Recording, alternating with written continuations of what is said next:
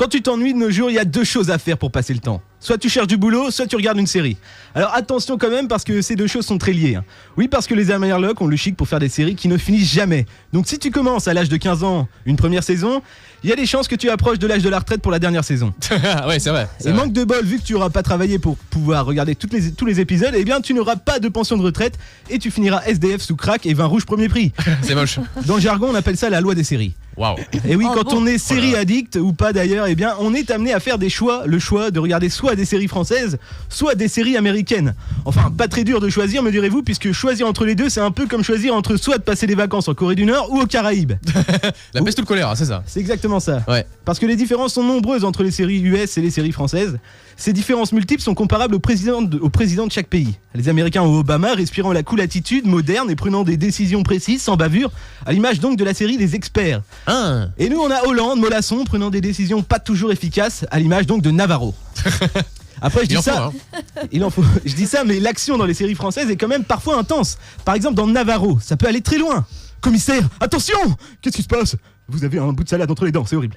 Voilà. Au niveau suspense, on va pas beaucoup plus loin dans Navarro. J'aime beaucoup l'intrigue d'ailleurs. Ouais. Ça L'intrigue du bout de salade, on n'y pense jamais. Le bout de salade. Et l'explication à tout ça, c'est sûrement que les scénaristes sont vraiment nuls en France. Par exemple, le pitch de Louis la Brocante, c'est quoi? Un vieux brocanteur lyonnais qui passe sa vie à retaper les vieux trucs et s'occuper des problèmes des autres. Et avec ce concept de base, ils ont fait 13 saisons. Original, hein. Ouais, très original. Dans l'Hexagone, le problème, c'est qu'on adore montrer des problèmes banals de la vie de tous les jours. Des couples qui s'engueulent, des ados qui n'arrivent pas à pécho. Alors qu'aux USA, ils font rêver les gens avec des super-héros, de l'action, des courses-poursuites. En France, la seule action qu'il y a, c'est un vieux qui klaxonne dans sa camionnette ou une naine qui claque des doigts. Ça fait pas rêver, franchement. C'est triste, mais c'est vrai. Et d'ailleurs, dans Joséphine, Ange Gardien, je comprends pas le délire. Pourquoi les producteurs ont à tout prix voulu mettre une personne de petite taille qui a des pouvoirs magiques? C'est un putain de cliché quand même. Vous imaginez le brainstorming des producteurs de la série? Alors les gars, j'ai une idée de génie. Ouais, vu comment Harry Potter a cartonné auprès des jeunes, nous, on va faire notre Harry Potter à la française. On n'a pas les mêmes moyens, alors ce qu'on va faire, c'est qu'on va mettre un farfadet ou un lutin qui a des pouvoirs magiques. Et qu'est-ce qui ressemble le plus à un lutin ou un farfadet au 21e siècle? Hein? Oui, un nain, bien vu Michel. Et pour respecter la parité, vu que sur France 2, ils ont déjà Passepartout dans Fort Boyard, bah nous, vous savez ce qu'on va faire? Oui, Michel, on va mettre un nain femelle. Oh là là, on est des génies les gars, franchement. Mon Dieu, c'est horrible. Non, oui, des génies du n'importe quoi. Et vous remarquerez au passage la subtilité du jeu de mots. Oh là là. Après, c'est vrai que je noircis un peu le tableau. En France, il y a quand même de très très bonnes séries, genre Braco, Les Revenants ou même Maison Close. Le problème, c'est que ces séries plutôt pas mal, elles passent sur Canal+. Et c'est payant. Donc au final, crise économique oblige, pas grand monde les connaît ou alors les gens en parlent mais encrypté. Et hier, tu as regardé la nouvelle série de Canal? Mais si, tu sais. C'est vraiment génial. Bon après, regarder une série encryptée, ça reste et restera toujours plus enrichissant que de regarder de la télé-réalité. Ah, c'est clair. Et il y aura toujours plus d'action que dans Navarro ou Louis la Brocante. Mais quand même, c'est dangereux, c'est un coup à devenir épileptique. Et un autre point important sur le sujet, en France, il faut quand même éviter de parler de séries. Oui, parce que quand tu parles de séries avec un groupe d'amis ou des collègues de boulot, vous pouvez être sûr qu'il y en a toujours au moins un qui va s'amuser à spoiler la fin. Alors, spoiler, pour ceux qui vivraient dans un autre temps ou en autarcie dans un grenier, eh bien ça veut dire dévoiler la fin d'une série. Et ceux qui font ça, sincèrement, mais qu'est-ce qu'ils ont dans le crâne? À tous les coups, ils se disent: oh tiens, si je leur dévoilais la fin, comme ça ils vont arrêter de perdre leur temps sur cette série, ils vont pouvoir passer plus de temps avec moi, et en plus ils vont pouvoir trouver un meilleur boulot, donc l'économie va repartir et le taux de chômage va baisser. Par conséquent, je deviendrai ministre de l'Emploi et je me taperai des prostituées d'Europe de l'Est toute la journée en sirotant des Cuba Libre. Eh ben non, c'est faux. Tout ce que vous gagnerez, c'est le mépris de tout un groupe social envers votre misérable personne, qui ne voudront alors qu'une seule chose, vous écarteler les yeux pour vous forcer à regarder en entier les 18 000 saisons d'Amour, Gloire et Beauté, que là au moins vous ne pourrez pas spoiler puisque cette série est sans fin. Ah ouais, c'est ça. Oui, quel destin cruel. Mon Dieu. Vous l'aurez compris, abstenez-vous de spoiler. Bon, pour en revenir aux différences entre les séries américaines et françaises, aux States, ils nous prennent quand même un peu pour des cons. Parce que le héros des séries sont toujours parfaits, superbe gosse ou belle gosse, sans un pet de graisse ou un strabis.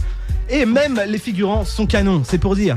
Alors que pourtant, on le sait tous, au pays du Big Mac, un Américain sur 2 est obèse. Donc ils se foutent bien de notre gueule quand même, ces bouffeurs de nuggets. C'est vrai. Bon, fin de la parenthèse gastronomique. Pour reparler de l'action dans les séries, en France, les dégâts dans les séries, c'est quoi? Une roue crevée, un pantalon déchiré, ou au pire une balle perdue dans le bras?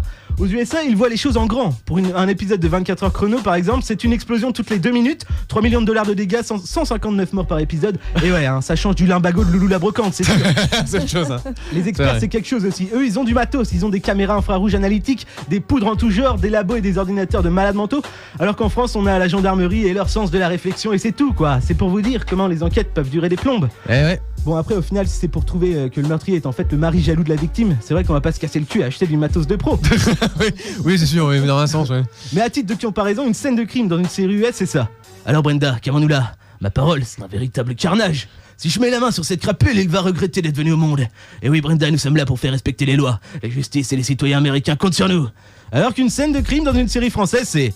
Eh Bernard, t'as vu le corps de la présumée victime? Ma parole, elle a pris cher la pauvre. T'as vu un peu tous les trous de balles sur la scène du crime? Oh là.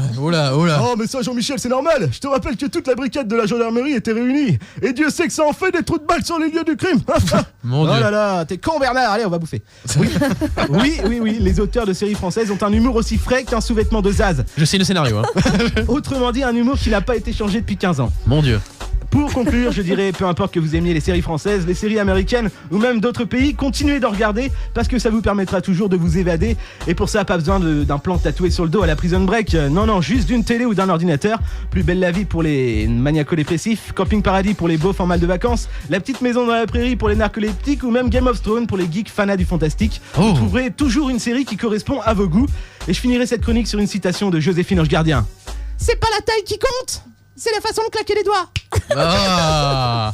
Applaudissements pour le billet d'humeur de Gwen aujourd'hui sur les séries. C'est beau ça, c'est beau. Alors je tenais quand même à dire que tu n'as pas parlé de la plus culte série qui existe depuis très très longtemps aux États-Unis. Dallas. On n'en peut plus. Ah non, Dallas c'est fini depuis longtemps. Non, c'est quoi? Ça existe toujours d'ailleurs cette série. Ouais. Les Feux de l'amour Feux de quand l'amour. même. Feu de l'amour, mais oui. À Non, 11 c'est moche. ans, C'est trop pour moi. Je suivais cette série avec ma maman. Mais moi je passais. Je me suis pris de passion quand même pour cette merde. Ah bah ouais. Et bon, c'est bon, j'en suis sortie depuis, mais Vie de tu vois merde. que quand même ils vieillissent, hein, mais très très mal. Mais j'ai l'impression qu'ils jouent toujours aussi Mais mal. moi je regardais aussi les Feux de l'amour aussi l'après-midi. Mais c'est juste parce que Oui, ma mère, il y avait un taser pas loin. journal. C'est tout. Voilà. Sur une chaise, elle m'a dit tu regardes, sinon tu. On Sinon, tu apprend les prends choses, dis donc. Ouais, gros dossier, Ce gros que j'aime, dossier. c'est Intéressant. leur façon de laisser un peu de suspense. Oh, j'ai quelque chose à te dire. Et là, t'attends, allez quoi, 15 ans. 2 mois avant de savoir pourquoi est-ce qu'il veut te dire quelque chose. Ouais, et très souvent tu Et sais encore ça, mais l'épisode d'après. C'est ça. Je dirais 2 mois plus tard. parce 2 mois que, plus tard. Voilà, ils te mettent tellement de suspense que voilà. Est-ce qu'il y a des séries pour le groupe Les Greyhound? Est-ce qu'il y a des séries comme ça?